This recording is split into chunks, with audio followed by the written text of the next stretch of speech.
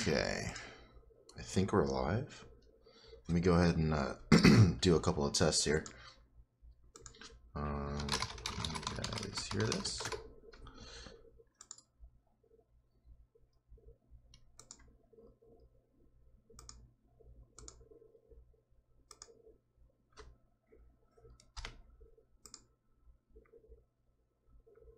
Oh, there's only like 5 people in here. Okay, let's get this set up then. All right.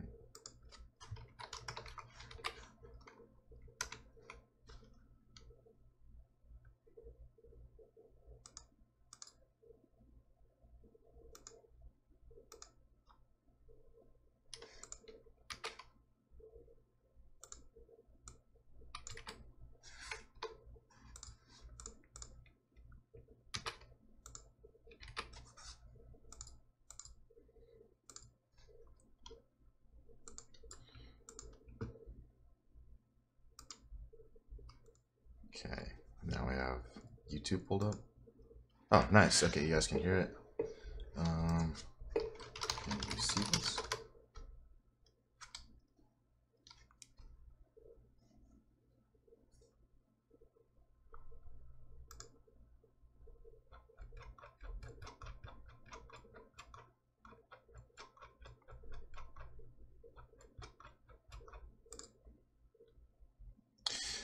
Okay, let's see.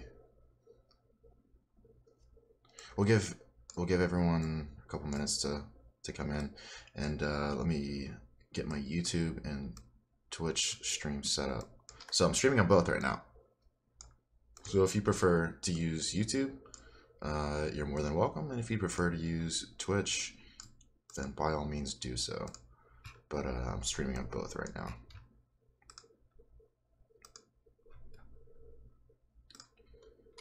And we'll just give everyone a couple minutes to get in, and then we'll get started here.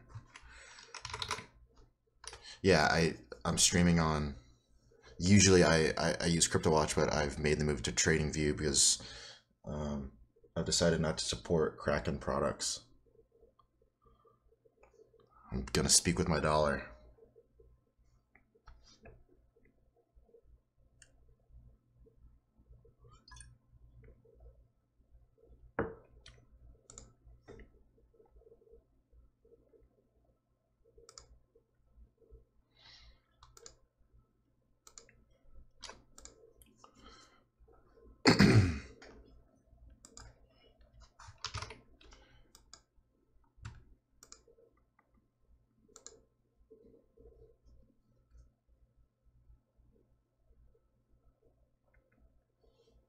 What's up with Kraken? Well, Kraken, aside from like their low liquidity and horrible trading engine and just general bad product, I mean, nothing's wrong with them.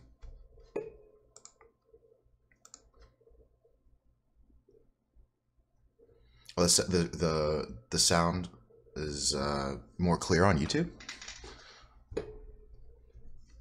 Nice. I think you're also getting a quicker stream too, because you guys are responding immediately rather than having a delay. So that's cool. All right, well, let's go ahead and get into it. Let me mute my phone. Let me take a sip of kombucha.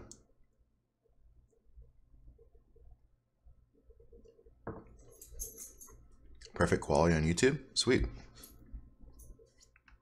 What's the YouTube link? Oh, yeah, let me go ahead and just put this on YouTube and Twitch. There's the YouTube link. It's also on the tweet I sent out. Okay, so let's go ahead and look at the high level, and then we'll move into the immediate time frames with the Bitcoins. So let's go ahead and get rid of this.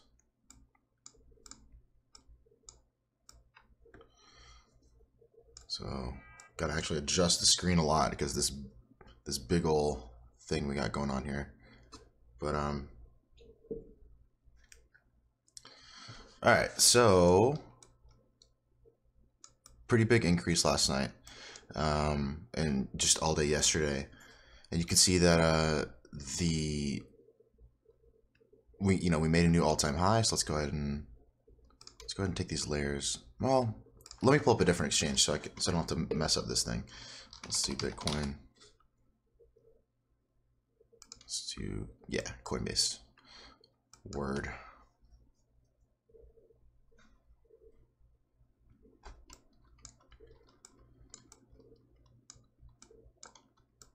So if you look at the if you listen to the stream from yesterday or last week, I talked about the different Bollinger Band settings I've been using, and it's actually been quite nice for these really volatile moves. So I'll go ahead and recap this real quick.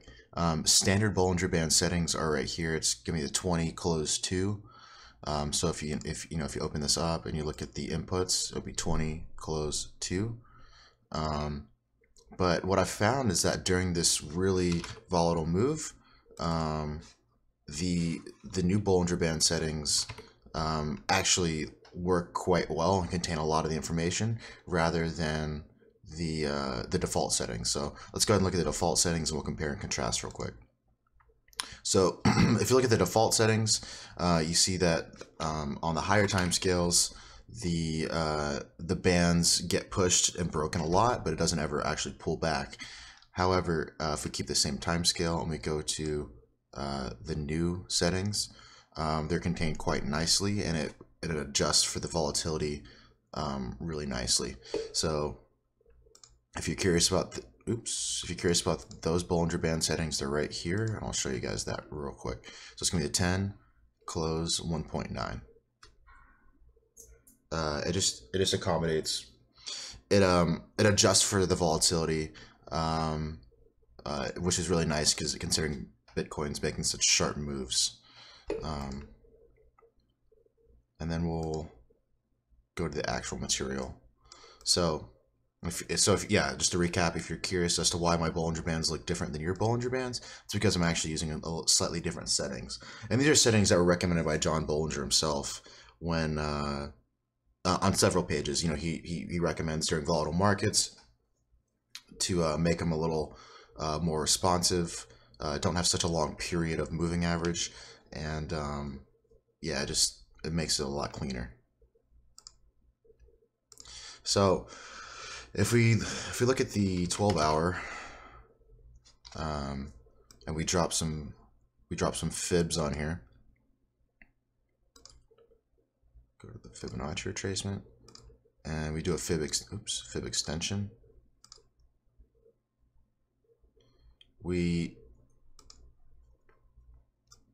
Fib extension of this move. We see that we actually broke this fib extension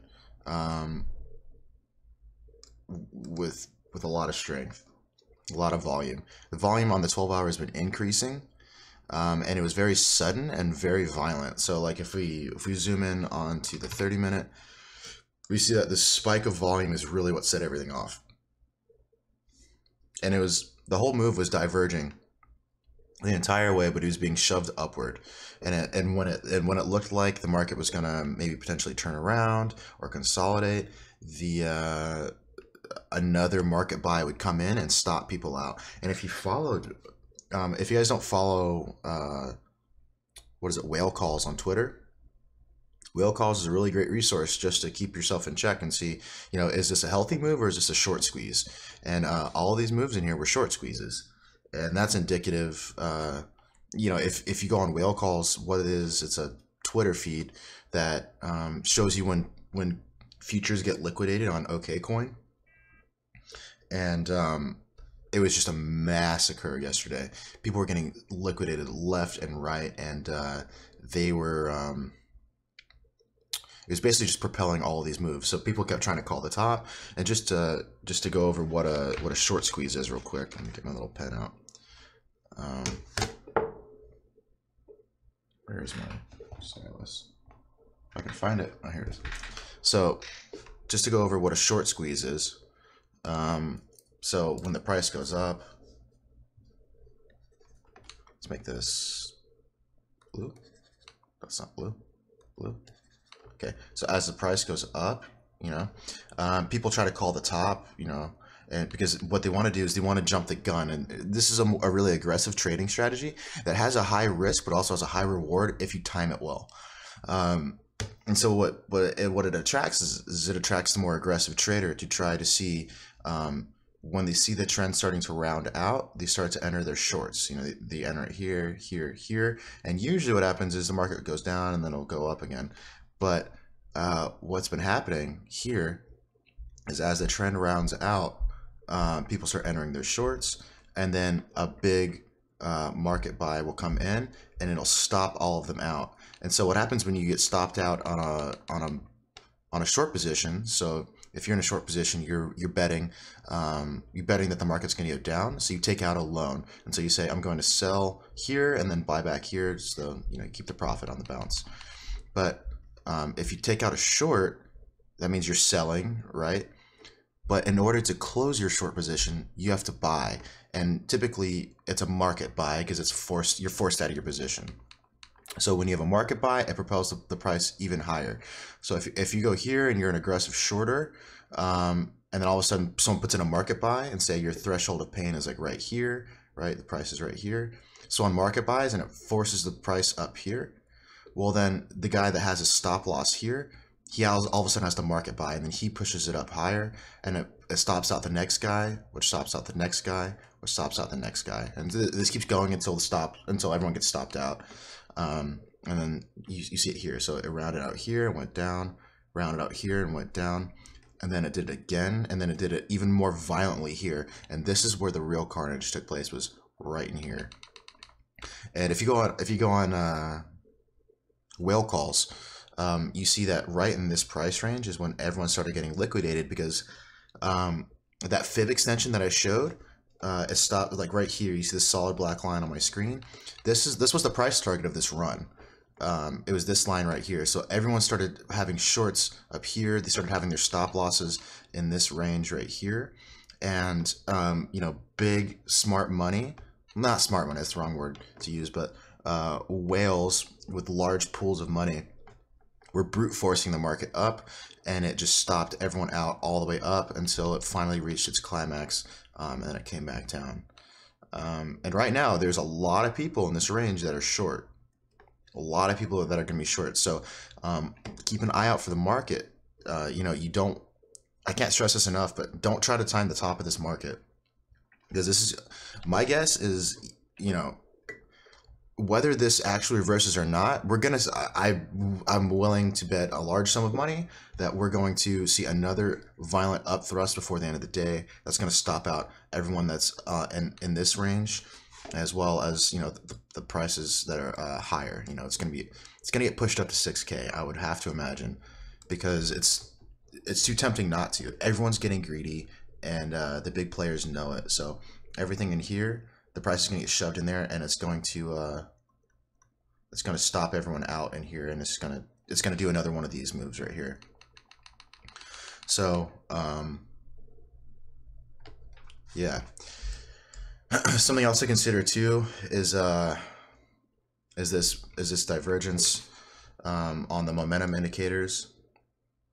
So if you look here on the RSI down here, so you see that, you know, we had a massive climb from, you know, this happened, what was this? This happened over the course of almost exactly a 24-hour period. So from 12 to 12, we climbed, how much is this?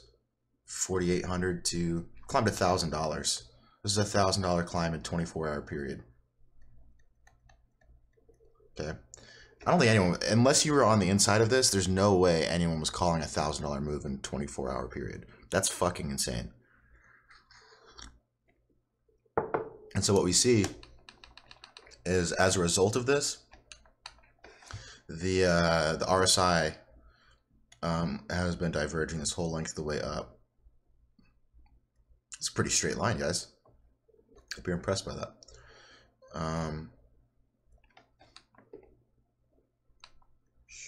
That is not a straight line.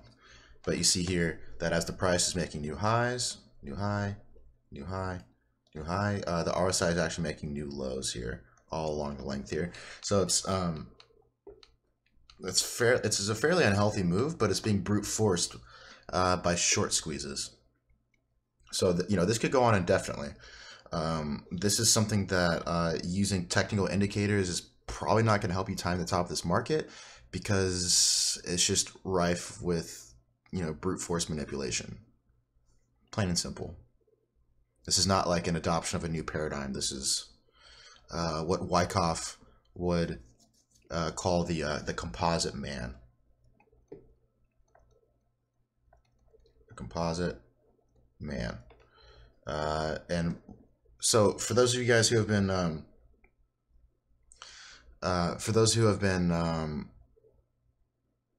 following my breakdown of the Wyckoff schematic of distribution, the idea of the composite man is just that over years and years and years, back in the early 1900s, this guy Wyckoff followed the trading patterns of major institutional investors and found their patterns in the market, and how they literally made the market. Sometimes you hear the phrase "a market maker." The phrase being a market maker is called, they're called that because they literally generate the trends, and they cause the breakouts. They drop the initial spark into the kerosene, and that's what sends the price booming, right? It's these big guys that they say, okay, the market is sprung, it's tightly wound, here you go, and they inject money into the market, and then it goes flying, and then the retail investors follow suit. So typically the phase goes like this. It's like you get smart money, as you see the price trending upward. It's right in here is when the smart money and the institutional investors buy in, and as the price goes up, they basically just see how far they can push the price up before eventually they unload their stocks, or they unload, in this case it's going to be crypto assets. So if it goes like this, right, it goes in waves, it goes in cycles. This typically takes place over the course of years, months. I don't find the Wyckoff schematics of distribution to be very useful on lower time scales. I think the original intent is really to use things like one-day candles. I mean, this guy came out with this theory in the 1930s, 1940s. They weren't using high frequency trading back then, so they were using one-day candles, if that. So the idea is that people buy in very early with large pools of money, and the rest of the market is just along for the ride. And the idea of this composite man is that it's composite of all the smart institutional investors that buy in early. And the idea of the composite man is that you put yourself in their frame of mind, and you say, if I was in this position, what would I do? If you put yourself in that mindset, and you break down the market through that lens, things become a little bit more clear. Like, for example, this move upward, I kind of saw it coming a couple of days ago, and I published it on my TradingView. For those of you who don't know, I'm publishing my ideas on TradingView now. So if you go back here, I published this idea on TradingView, and I drew this big green circle, and I drew out the little Wyckoff schematic, and you push play, and boom, what do you know? It's right in there. And it's like clockwork. Like, this kind of stuff happens, and the idea is that they use these macro patterns that they know everyone's trading. Like, for example, this let's go back to here. So this giant ascending wedge. Everyone saw this ascending wedge, and they're like, oh, okay, I'm gonna trade this ascending wedge. You call it ascending wedge, rising wedge, whatever. But they see these macro patterns, most likely that they generate themselves, to lure investors into trading a certain way, and then they go the opposite. and then they spark FOMO. So the idea is that this rising wedge is an inherently bearish trading pattern. It has historically it has a pretty low rate of breakdown, but it is a bearish signal nonetheless, and it's something that everyone is talking about. It's like you go on any trading view account, you go on any YouTube account, anyone who's like legit watching the market and not just being, not just drawing triangles everywhere. They're keeping an eye on the market and they're saying, hey, there's a rising wedge. It's on decreasing volume. This rising wedge this is a classic pattern. And they know that everyone's watching this. And they know that everyone's waiting for this breakdown. So what are people doing? People are putting shorts on the market, just like I was saying. So if they see this rising wedge, the institutional investors, the market makers, they see that everyone's trading this rising wedge. And so what they do is they know that outside of this, people are going to start placing shorts. Inside of the wedge, they're placing their shorts. Outside, they're placing their stop losses. And so all they have to do is penetrate this, and it triggers the short squeeze, which is exactly what happened. Come on, open up.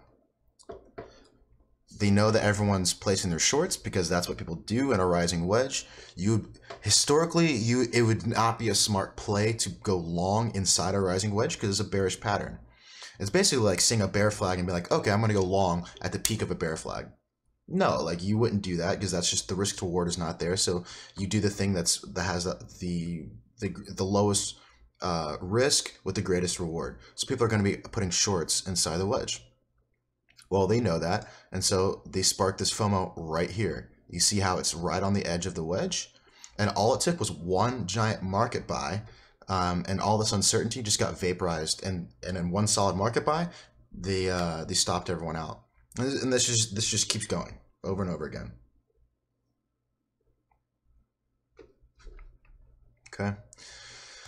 So, what does all this mean? To be honest with you, I don't know what all this means. I'm still watching this Wyckoff schematic, but I can't stress this enough. Like, I would not, unless you are like very, very, very, very experienced in trading Wyckoff patterns, which I'm willing to bet no one in the crypto space is experienced in a professional setting of monitoring and trading institutional market manipulation. I'm just going to go on a hunch and say that if you're watching my stream, you're probably not in those shoes. So I would not recommend trading it.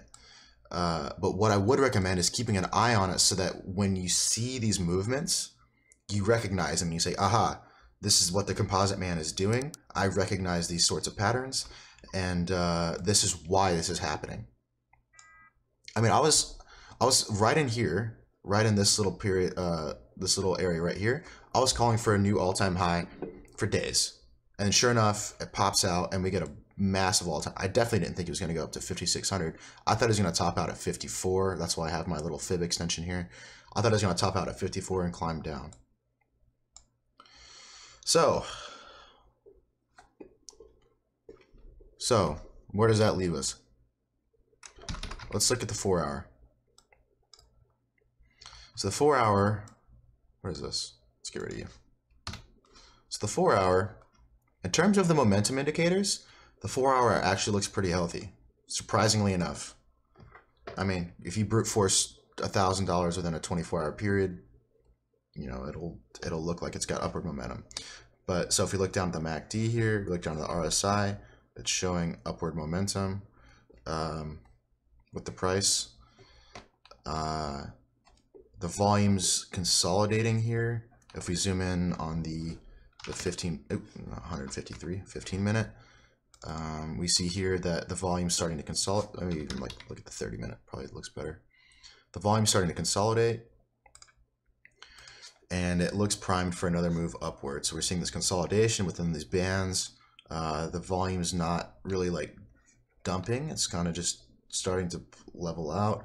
The RSI's going back toward the center line, which is around 50. The MACD is starting to consolidate, but So I would totally expect to see another thrust upward to stop out all these guys up here, and that's just based on the whole idea of the composite man. So I just talked for about 25 minutes straight. I know I said a lot. I probably said too much to recap. So let's see some questions here. Jack Bauer on Twitch. Brute forced by short squeezes and new money, in my opinion. Yeah, I totally think there's no doubt that there's new money coming in here. People are inherently greedy. This is not just short squeezes. There's definitely new money coming in, but it does not compare to the level of effort by institutional investors to short squeeze people. And there's a lot of new money coming in. Don't get me wrong, but I mean, like, look at shit like this. This is a 2,000 Bitcoin candle. Like, that is a shitload of money, and that's not something that like the casual investor is gonna throw at the market. You know, they're in the mix too, and that's the whole idea of the Wyckoff schematic. The idea of Wyckoff distribution is that these institutional investors put on your tinfoil hat here, and if you're tired of hearing me talk about it, then just mute me for like 5 minutes. But so the idea of the Wyckoff schematic is this. Okay, so the market goes through phases. It goes through distribution, it goes through accumulation, and this is on like a macro scale. So you can think of this as being like the absolute top, absolute bottom. So it goes up, right? And it goes down, and it comes up. And right in here is where the distribution takes place, and right in here is where the accumulation takes place. And so what happens is people, the retail investor starts getting burned right in here if they're not smart, and the retail investor starts getting right in here if they're not being smart. So the idea of what the Wyckoff distribution and accumulation patterns are, it's the smart money and the institutional investors unloading their shares or crypto assets onto the public by luring them into thinking it's a rally, by luring them into thinking that you're trading a broad market and that this is like the new paradigm. So what they do is they make these very sudden, sharp moves. They're called up thrusts. You've probably seen me talk about them on Twitter. It's called an up thrust. Up thrust, which is like something like that, for example. And so what they do is, you know, it stops people out. And the idea is that they use the short squeezes to trade into their assets. So what they'll do is they'll have, if you look at like the buy the order book, for example, right? Like let me clear this out. Oops.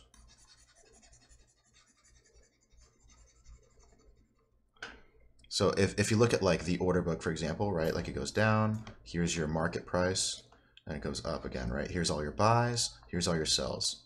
So what they'll do is they'll have their big ass sells here.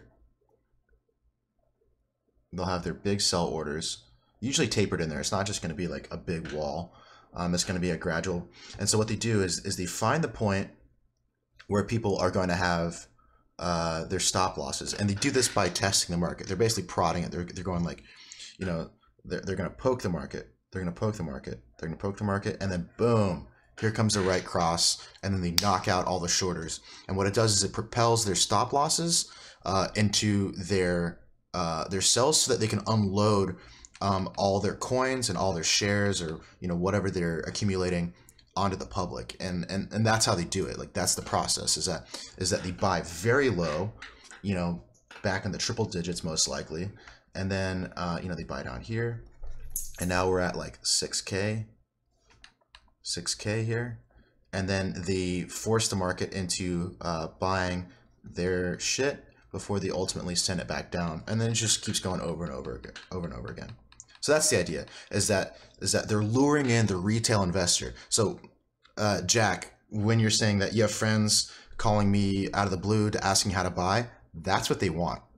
They want to unload I'm not saying this is definitely happening. I'm just saying through the lens of the Wyckoff schematic, that's what they want. They want the retail, the common man say, oh man, I need to buy, so that they can buy their shit, because it's going to go to shit, because they're going to make it go to shit.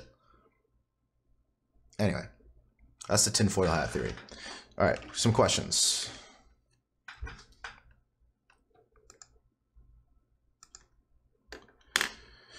Why do you think Ether has been sluggish following Bitcoin on this run? I think everything has been sluggish following Bitcoin on this run. The only thing making a new all-time high is Bitcoin.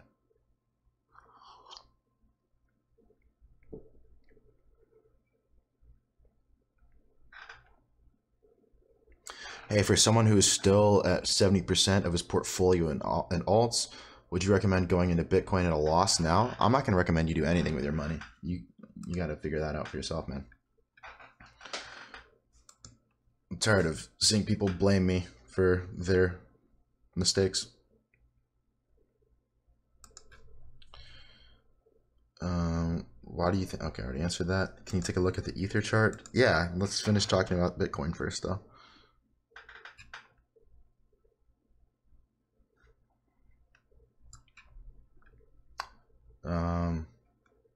Damn, stream is stuck loading now. Is the YouTube stream frozen?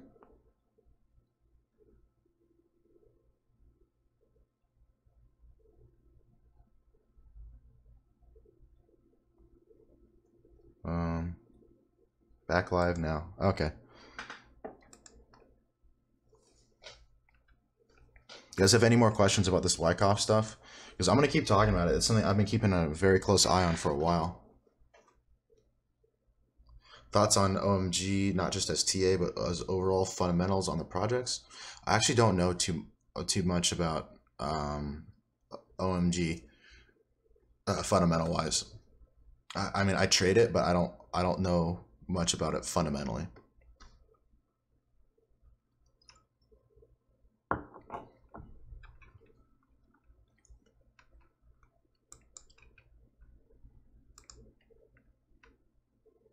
Recommended reading material for the Wyckoff schematic. Yeah, so I'll go ahead and post this in the. So this is really great.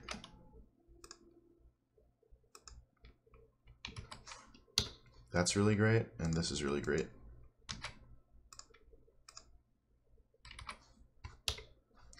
If you're interested in reading more about this Wyckoff stuff, which I definitely recommend doing, you know, even if you're not going to trade it, it's good to just know. There are your links for it.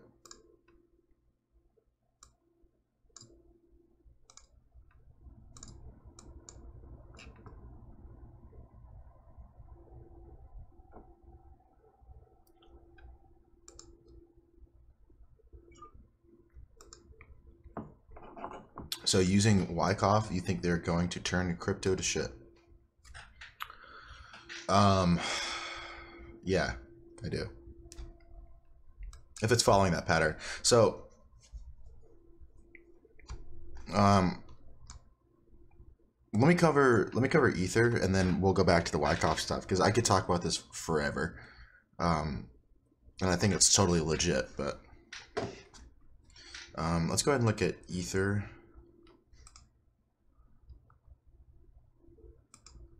What the hell's going on? The computer's having a hard time right now.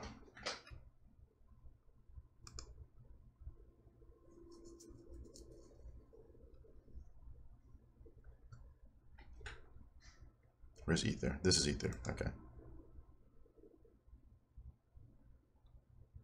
God, TradingView is shit in the bed right now. What is happening? Can you guys still hear me? Did the stream freeze?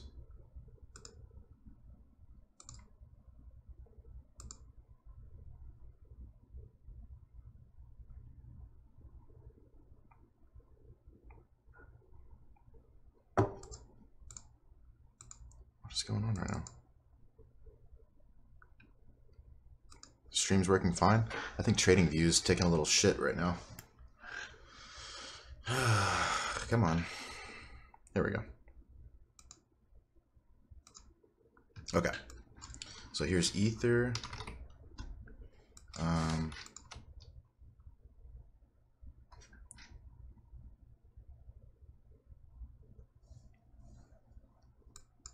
So Ether, okay, so Ether is doing the same thing. It had a very violent buy last night, between 300. I mean, it climbed $50, which 50 divided by 300. It had a 16% market move within the span of 7 hours, 6 hours. Grew what did I say? 16% in 6 hours. And it's diverging. So, man, the market is doing some crazy shit right now. In terms of price target, if you're looking at just the patterns alone, it's making this little bit of a bull flag here, which is, what is that? It's a $27 move. Can I move this? No, $27 move, which would be somewhere at 360. If it broke out right here, it'd be like 370. This is where we can expect this bull flag to go. And you can see the very clear consolidation here. So let's go ahead and pull this up. So we see the pole right here. We see the volume. I'm sorry, we see the price pull back. We also see volume tapering off. So this little guy right here is a little bull flag with a $27 price target, which would put us right at like 370. So let's look at some macro fibs, and let's look at where our resistance lies on the market. So let's do 240. So if we look at if we put out our where is it? If we put out our macro fibs for this little guy right here, let's do something like that, and then I'd be curious to see what the fib extensions look like for this as well. So let's do, come on. So here's your fib extension, something like that.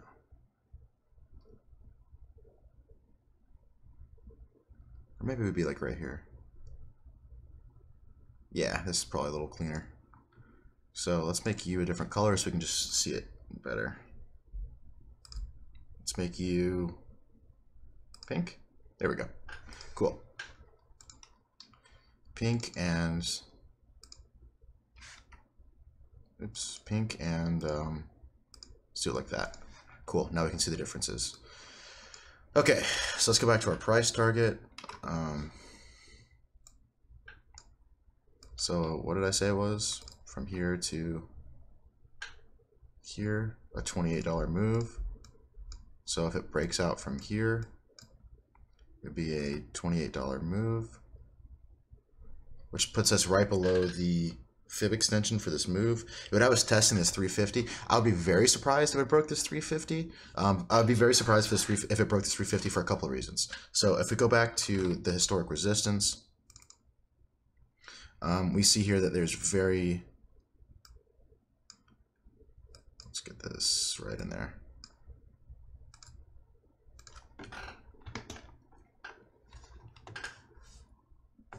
So if you look here, there's historic resistance here, and this was like a bit of an up thrust for Ether back before it went down.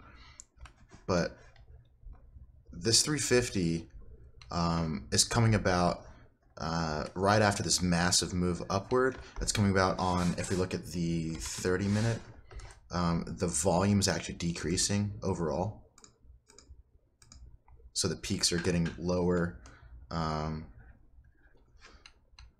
And not only that, but the RSI is diverging on the 30-minute. And if we look at the 15-minute, which is a little more accurate than the, oops, look at the 15-minute, we see the MACD is diverging as well. So right here and right here, despite the fact we're making new highs. So I would be I would expect to see a new high out of Ether, but I think it's going to fall short and probably only barely break this fib line. But you know, that remains to be seen, considering all these strong sudden market buys. So maybe we make a new fucking all-time high for Ether and we go to 500. Who knows? I don't know. But I'm just saying that's what the technicals are showing, and that's what I think for Ether at the moment.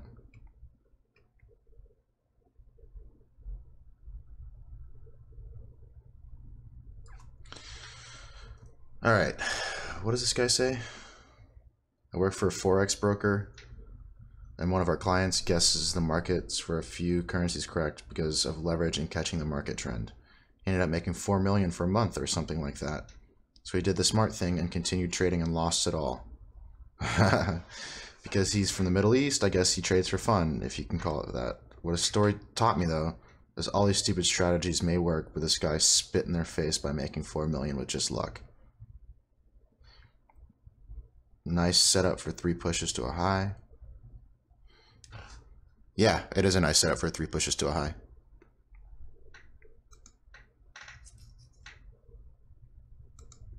Don't do it, it would be my advice. It's as good as gambling. All our clients use either expert advisors. What?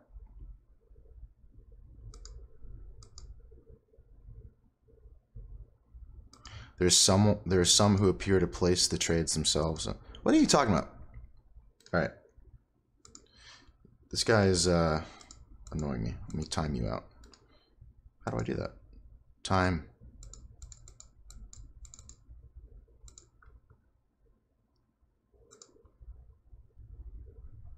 All right. Where have you been? I have been here. I've been on my Discord channel, just not doing this.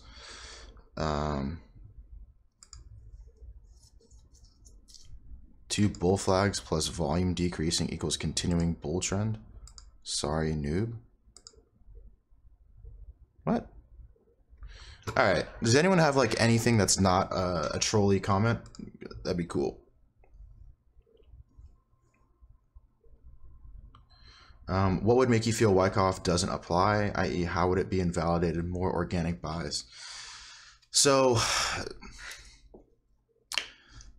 I keep getting asked this question about what would invalidate the Wyckoff move, and to be honest with you, it's kind of like one of those things where it's like it's like I don't really know because I'm not an expert in trading Wyckoff trends. Like basically, as I've been showing you guys information, that's when I've been learning it. So I've kind of just been like, hey, here's the knowledge I learned, and here maybe you guys can find it useful. So I've kind of just been like doing my little bit of exploration, been finding it pretty interesting, and then I'll share it with you guys as I discover whatever I discover. So what I've found is that with the Wyckoff moves is it's not really something that you're not gonna intraday trade it. And what it is it's a way of constructing the market in a psychological framework that that kind of rationalizes these otherwise seemingly irrational moves, like these giant market buys on Ether, for example, or these giant market buys on Bitcoin, for example. You know, for someone who's trying to short the market, this can be very frustrating. And that's the whole point of the Wyckoff, the composite man, is that it's meant to frustrate the shorter, because these guys like JP Morgan, Goldman Sachs, these guys are all smart guys. They've been around for a long time, long time. And they know one thing, right? Well, they know a few things, I would imagine, but one thing is constant across all markets, is that humans are greedy. And when humans get burned, they want to revenge trade, and it makes them make dumb decisions. And the whole point of all this is to make people make dumb decisions and then exploit them, right? So it makes people get greedy on the FOMO, it makes people get greedy on the shorts, and they're exploiting the inherent greed that humans have and the need and want for money. Like, that's the whole point, right? So to say when does it get invalidated, I don't know when it gets invalidated personally, but I know what would invalidate it for me to say I don't personally uh, I don't personally find it valid, and that would be trending markets, right? Things that aren't like these buys aren't news events. Like there's nothing that sparked this. There's nothing that I can point to.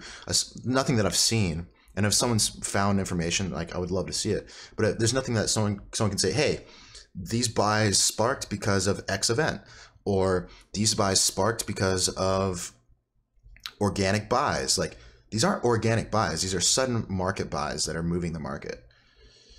So as long as I keep seeing that, I'm going to keep digging deeper into this Wyckoff stuff, because that's the only way I can rationalize these seemingly irrational moves. Yeah, I wish I had a better answer for that question, but that's as much as I got right now.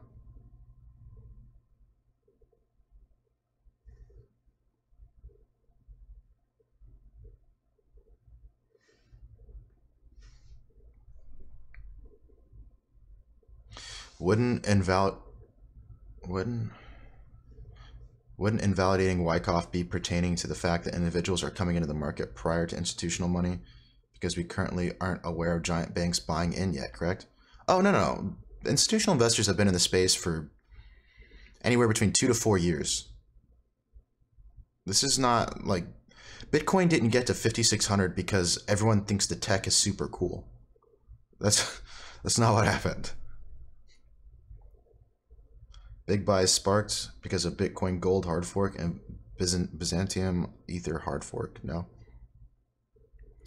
I think that's the scapegoat for why this is happening, but I don't think that's actually what's happening. How do you think Metropolis and Bitcoin moves will affect Ether markets? I think everything follows Bitcoin. If Bitcoin pulls back, everything pulls back. If Bitcoin the only time the market doesn't follow Bitcoin is when it does like little moves, like little pullbacks like this guy. But when Bitcoin shits, everything shits. And that's just because Bitcoin's the market index. It's the pulse of the market.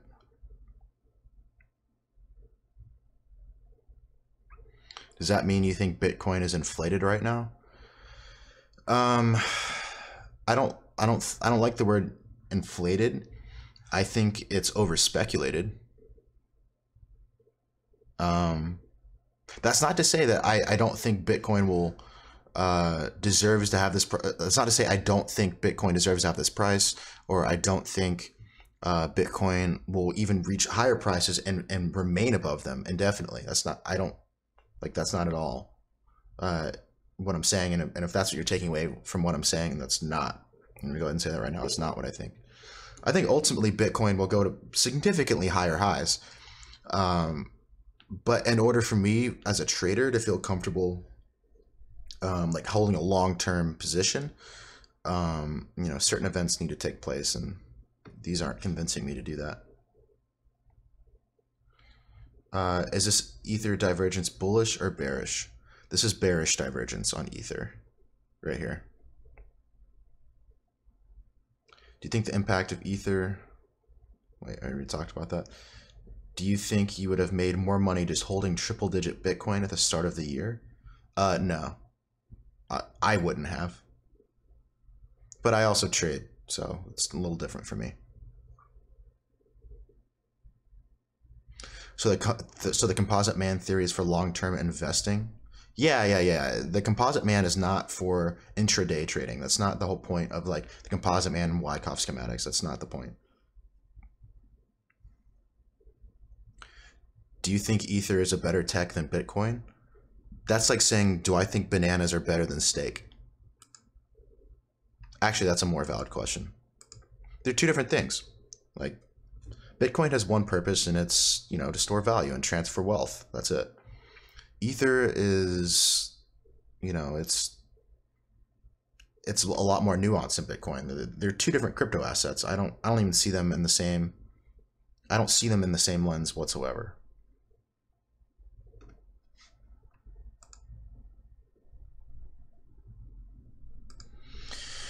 Okay, any more questions about this stuff?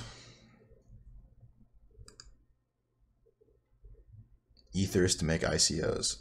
Yeah, the point of Ether is to make ICOs.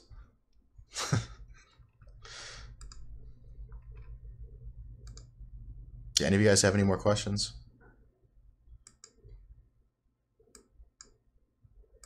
No? Oh, yeah, so for those of you guys who don't know, I started doing a video series this week. It's called Technical Tip Tuesday, where once a week I'm going to break down a technical indicator or a pattern or something along those lines, something that I use for trading, whether it's an actual technical indicator, technical strategies using the indicator, or just different patterns. And I'm going to put out a video hopefully every Tuesday where it'll be this week is the MACD or this week is the RSI.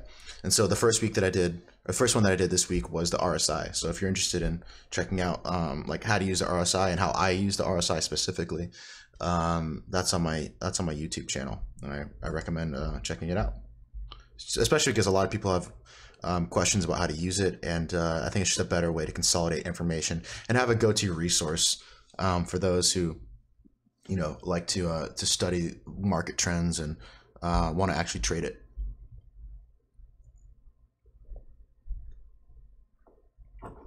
What's the best way to day trade some of the higher cost crypto with smaller capital?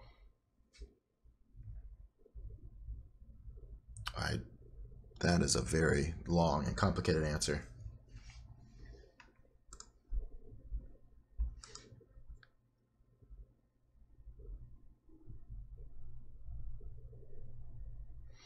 What's your play if you're just holding big bags of alts at the moment? I don't know. I don't ever bag hold. I cut my losses when I have losers. I cut them. I don't just sit there and hold coins for no reason.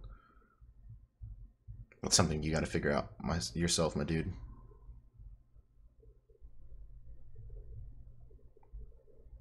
Where in the Discord are you reading these questions? I'm not reading them from the Discord. I'm reading them from Twitch.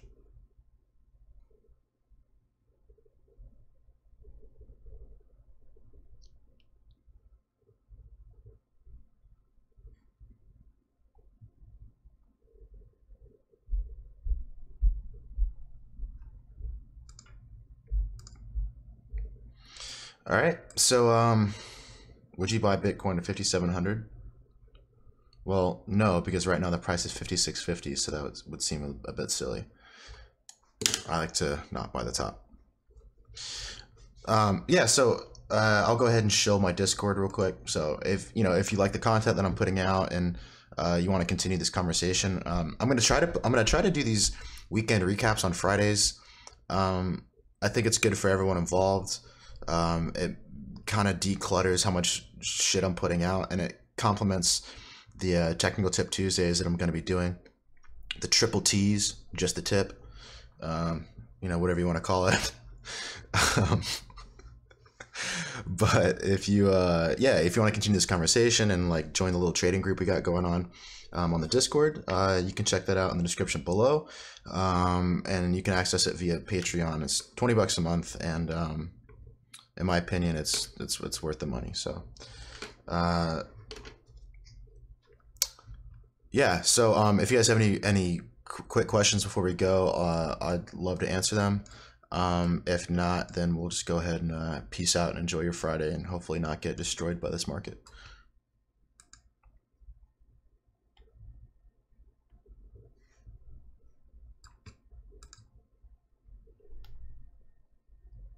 Okay. All right. That's all I got for you guys. You guys have a good weekend, and yeah, hit me up in the Discord if you'd like to continue this conversation. All right. Bye.